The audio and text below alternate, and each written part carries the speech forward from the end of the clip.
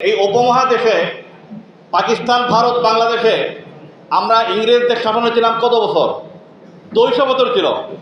200 বছর শাসন শোষণের পরেও এখানকার মানুষ ইসলামকে ভুলে নাই।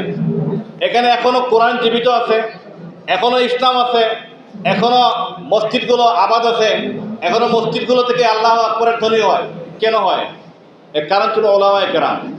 কারণ উলামায়ে কেরাম তারা দারুল উলুম দেওবন্দ থেকে যখন আসতেন, আসার পরে তাদের প্রথম কাজে ছিল একটা মাদ্রাসা তৈরি করা।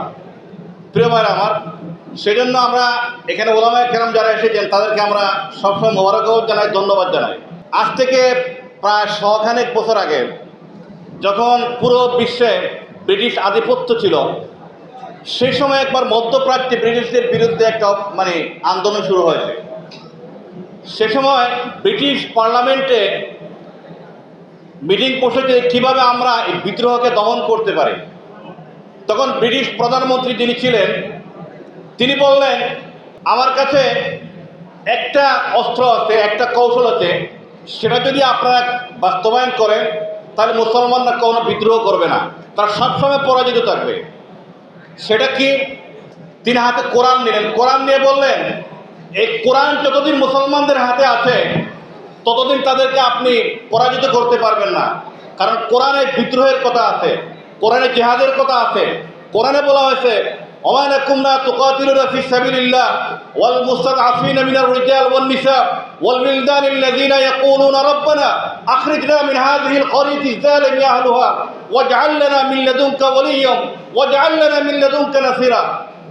আল্লাহ বলছেন, কেন তোমরা জিহাদ করছো না? কেন তোমরা যুদ্ধ করছো না?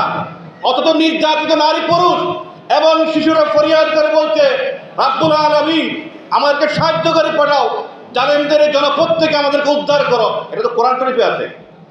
সুতরাং মুসলমানদেরকে কোরআন থেকে বিচ্ছিন্ন করতে হবে। এখন কোরআন থেকে কিভাবে বিচ্ছিন্ন করবে? কোরআন থেকে বিচ্ছিন্ন করতে আলেম থেকে বিচ্ছিন্ন করতে হবে। যতক্ষণ মুসলমানদেরকে আলেমদের থেকে বিচ্ছিন্ন করা না যাবে ততক্ষণ কোরআন থেকে বিচ্ছিন্ন করতে পারবে না। আজকে আপনারা দেখেছেন এক দুঃশাসন অতিবাহিত হয়েছে। এই দুঃশাসনের সময় আমরা রাস্তা দিয়ে হাঁটতে পারতাম না। গাড়ি দিয়ে উঠছি, রাস্তায় গাড়ি থামিয়ে দাড়িওয়ালা, টুপিওয়ালা, যে কজনের সবাইকে নামে তল্লাশি করা হতো। আমরা রাস্তা দিয়ে হাঁটতাম, ব্যাগ চেক করে দেখা হতো এর ইসলামী বই আছে কিনা। ইসলামী বই মানে আপনি একজন জঙ্গি, এগুলো বলা হতো না? এগুলো তো বলা হতো, মিডিয়ায় প্রকাশিত হতো। কেন হতো? আগেই থিওরি ঠিক করা হয়ে গিয়েছে যে আলেমদেরকে জঙ্গি বানাতে হবে। আলেম মানে তিনি একজন স্বাধীনতা বিরোধী, আলেম মানে তিনি একজন ধর্ষক। এই যে সিনেমা, এগুলো কি হতো? সিনেমা দেখানো যায় যেন আলেম ধর্ষকের চলে যেতেন দাড়িওয়ালা, টুপিওয়ালা মানুষ। এই ভুল ইতিহাসগুলো শেখানো হয়েছে। সেজন্য আজকে উলামায়ে কেরামের প্রয়োজন। উলামায়ে কেরাম নেতৃত্ব থাকবে এবং আপামর জনগণ এখন ঐক্যবদ্ধ। একটা সময় গিয়েছে, যে সময় চলে গেছে সেটা আর কখনো বাংলাদেশে ইনশাল্লাহ ফেরত আসবে না। ইনশাআল্লাহ আমি সবাইকে উদাত্ত আহ্বান জানাবো, আমরা যুদ্ধ করব, মিছিল করব। মিছিলের পাশাপাশি যোগ্য জনশক্তি তৈরি করতে হবে। যোগ্য জনশক্তি যদি না থাকে, আপনি ময়দানে মিছিল করবেন, মিডিয়ায় আসবে আপনি জঙ্গি। এগুলো তো হয়েছে। শেখ হাসিনার শাসনামলটা কী ছিল? আপনাকে বলছে আপনারা মিছিল করেন, বিরাট বড় মিছিল করলাম।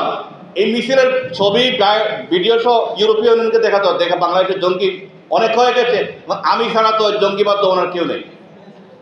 ফার্মগেটে একটা বাড়িতে দেখা গেল 3 বার জঙ্গি ধরা পড়েছে। এটা অদ্ভুত কথা না? যে একটা বাড়িতে একবার গিয়ে জঙ্গি আশ্রয় নিল, চতুর্দিকে এখান থেকে ঘেরাও দিয়ে জঙ্গি ধরল, 1 বছর পরে আবার ওই বাড়িতে গিয়ে জঙ্গি বানানো। অদ্ভুত ব্যাপার। এইগুলো নাটক ওনারা করেছে।